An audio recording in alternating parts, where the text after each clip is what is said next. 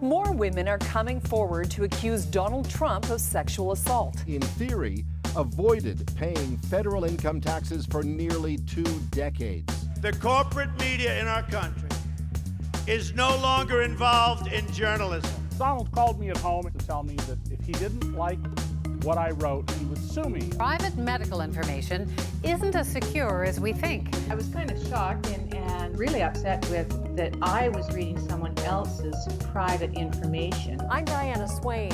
We're the investigators. This is what we do.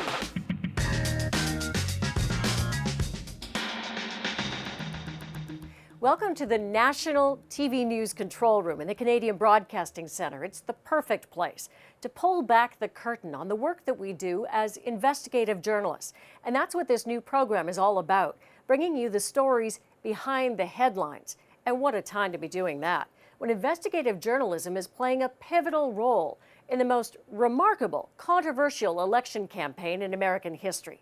So let's get to it. You know, I'm automatically attracted to beautiful. I just start kissing them. It's like a magnet. You just kiss. The candid moment that's rocked Donald Trump's presidential campaign, straining an already fractured Republican Party. A leaked video of the GOP nominee making lewd comments about women in 2005. And when you're a star, they let you do it. You can do anything. Whatever you want. The footage obtained by a Washington Post reporter after he received a call from a source. His story going online just hours later, forcing Trump to go into damage control like never before. I said it, I was wrong, and I apologize. The story making headlines only days after another investigative bombshell. A loss of more than $915 million. An amount that could have allowed Trump to legally avoid paying taxes for up to 18 years. Why is that significant? Because Trump is the first presidential candidate in 4 decades to not release his tax returns. What is your tax rate? It's none of your business. Portions of Trump's 1995 tax return were revealed by the New York Times, and all of it began with the arrival of a manila envelope in reporter Suzanne Craig's mailbox.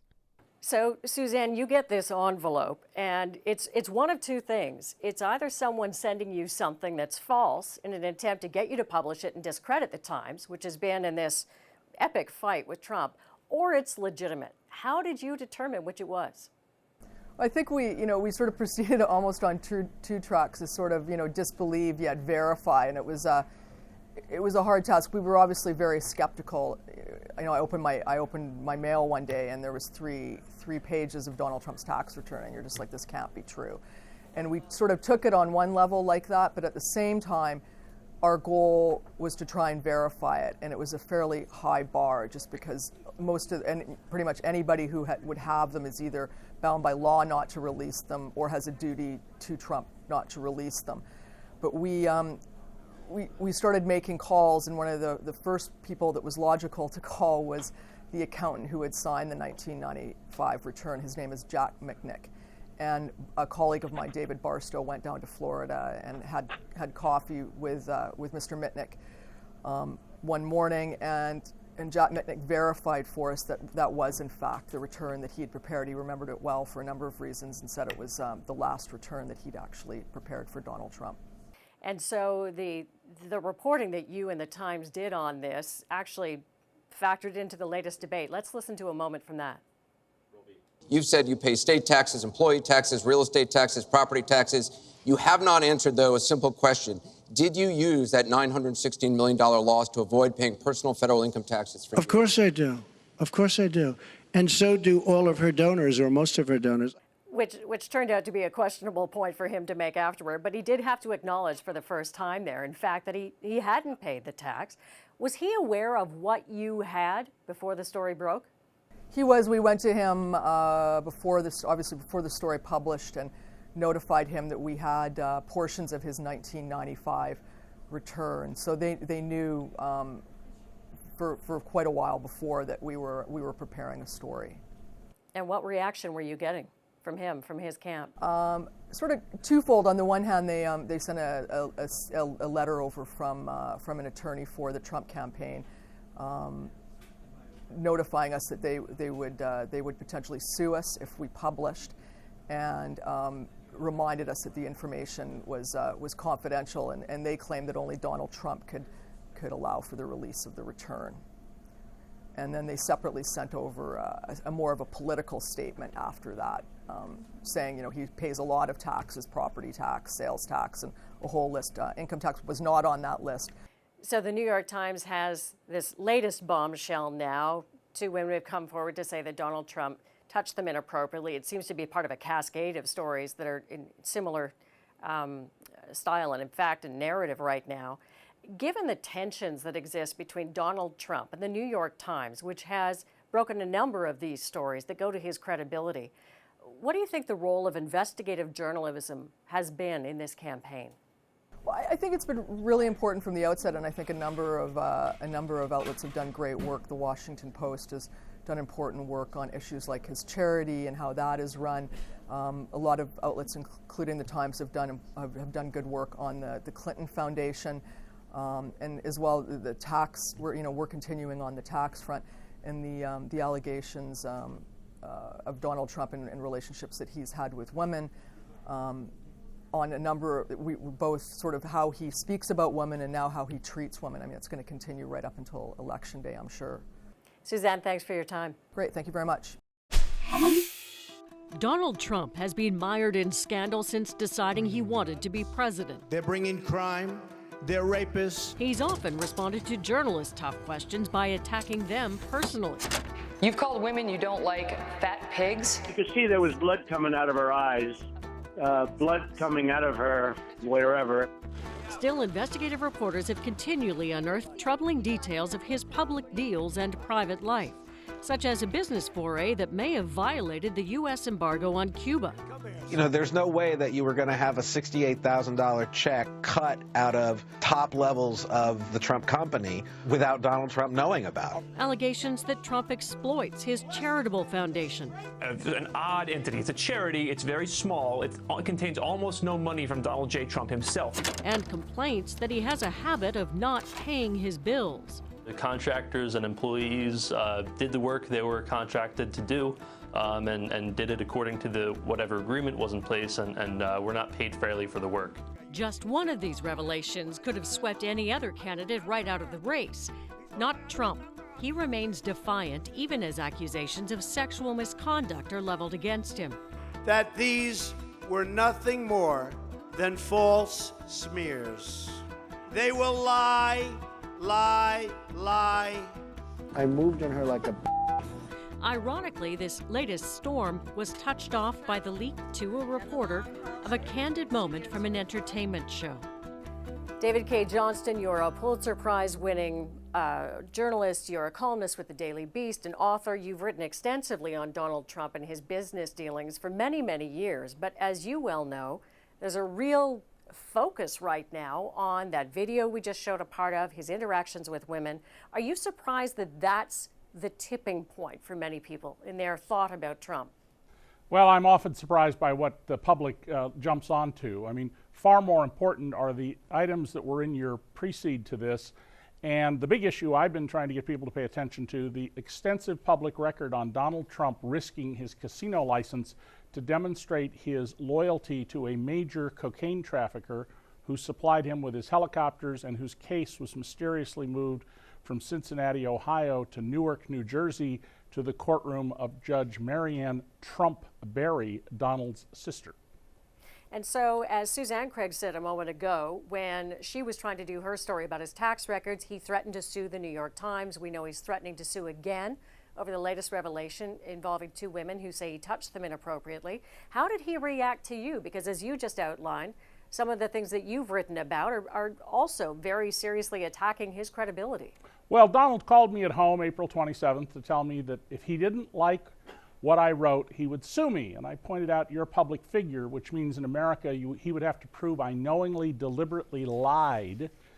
And he said, I don't care, I'll do it anyway. Trump uses threats of litigation to intimidate people and to try and stop them from doing their work. And he succeeded with some news organizations that will not report on things out of fear that if they get sued, they're so small it'll put them out of business.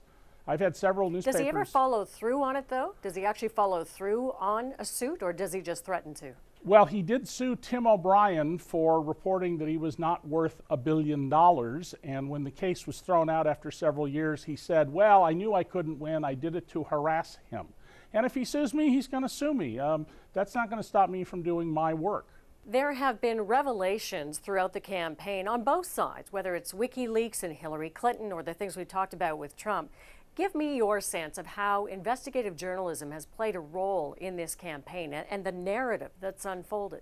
Well, there's been a lot of terrific work. The Washington Post, whom I gave a lot of documents to, the Associated Press, Newsweek with Kurt Eichenwald, some work in the New York Times, but it's been generally late, and much of it has not focused on, I think, the most important things, but it has not been picked up at all by the three major broadcast networks in America, ABC, CBS, and NBC. It's on cable, and it's not on Fox, the biggest cable channel. So since most people in America depend on broadcast for their news, they don't know about these things, even though there's plenty out there thoroughly documented in public records. And yet even those that do, and there's a large constituency of Americans who are highly critical of the media. Let's listen to a taste of that. I am a patriot, and you are a traitor.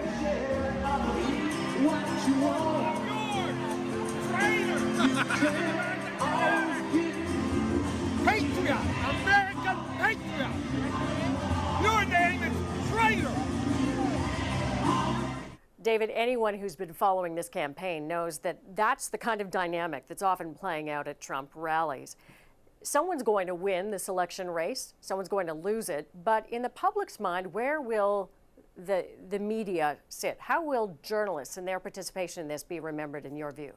Well, I think a lot of people after this are going to have enormous hatred of the media. They're going to believe it was rigged. Trump is going to tell everybody the election was rigged.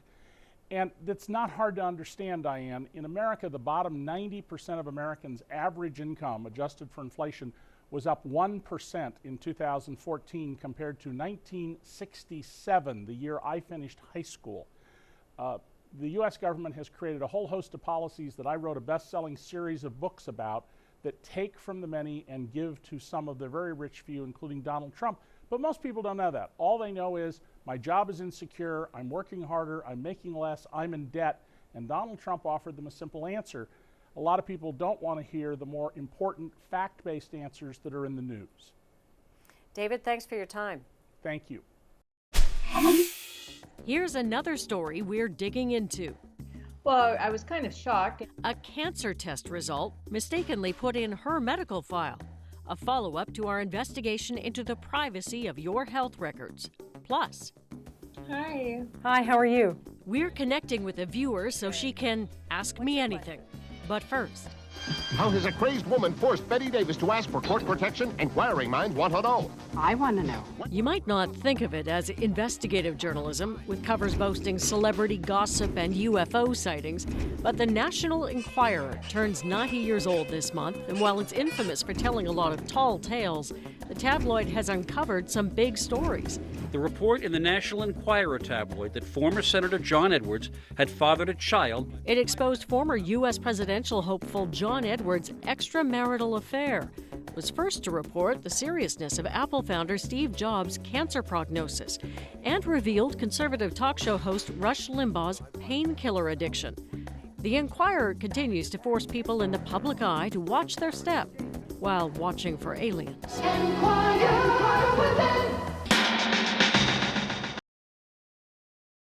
Here are 5 things we learned this week from investigative journalists. Delays in the banking system can be used to pass counterfeit checks. A Montreal student was scammed out of thousands of dollars. CBC News learned Canada's Foreign Affairs Minister met his North Korean counterpart in July.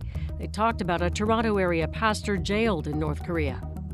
Go Public found a number of complaints against a BC dentist weren't made public by the province's regulator. The dentist denies any wrongdoing. New insurance rules in Ontario changed the definition of catastrophic injuries. A man who spent a month in a coma after a car crash has to pay millions for rehabilitation. And the conclusion to a lengthy CBC News investigation. Anthony Edward Ringel pleaded guilty to the second-degree murder of 14-year-old Christine Herron back in 1993.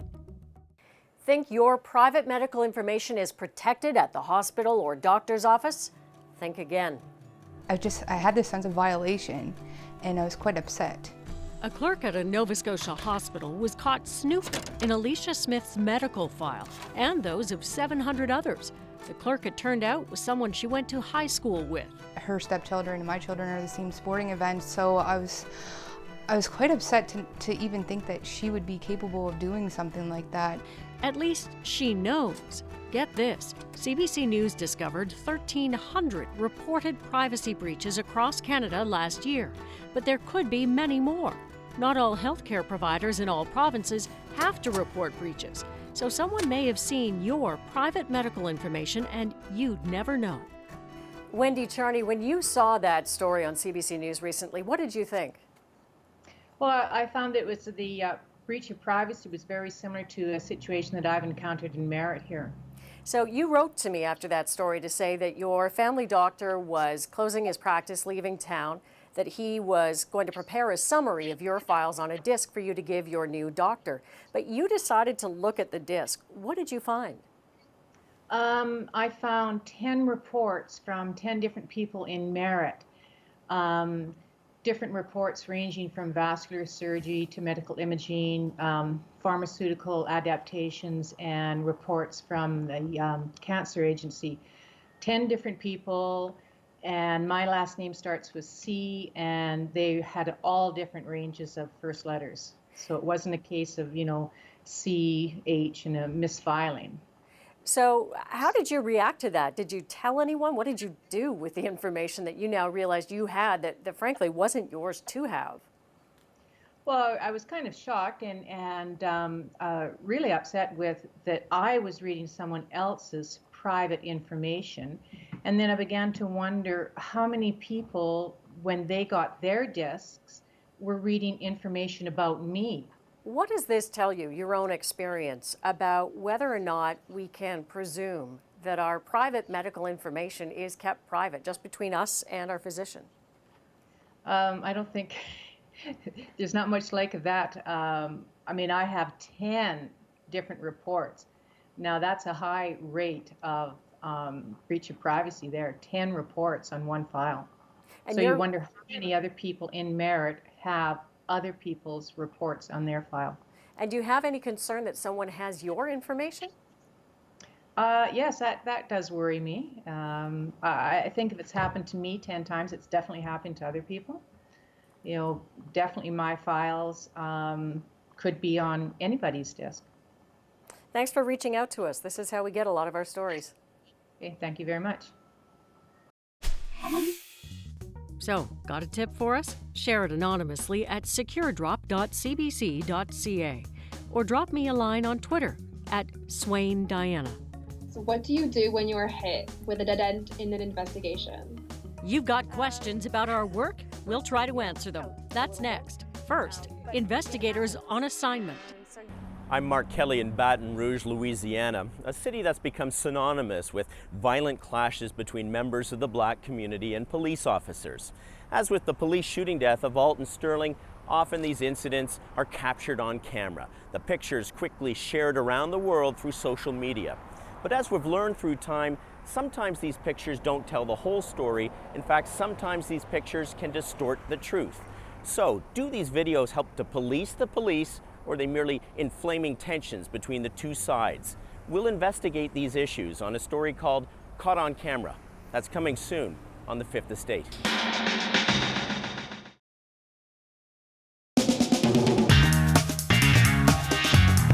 As often as people ask me about the stories I do, they ask me where we get the stories from. How do we decide which ones to do, and where do we get the information? So you have questions, I'm going to try to give you some answers in a segment that we call Ask Me Anything. So we have someone with a question standing by. Hi, Aya. Hi. Hi, how are you? I'm good. How are you today? Good. What's your question? Okay, so my question is, what do you do when you are hit with a dead end in an investigation? First, you pout a little bit, but it happens. And so you have two choices in that moment. You can regroup as a team and try to figure out if there's another way to get to the information you're looking for, or whether the story simply has to end there. The worst thing you can do is push through a story when you don't have what you need to tell it. That's when you'll make mistakes.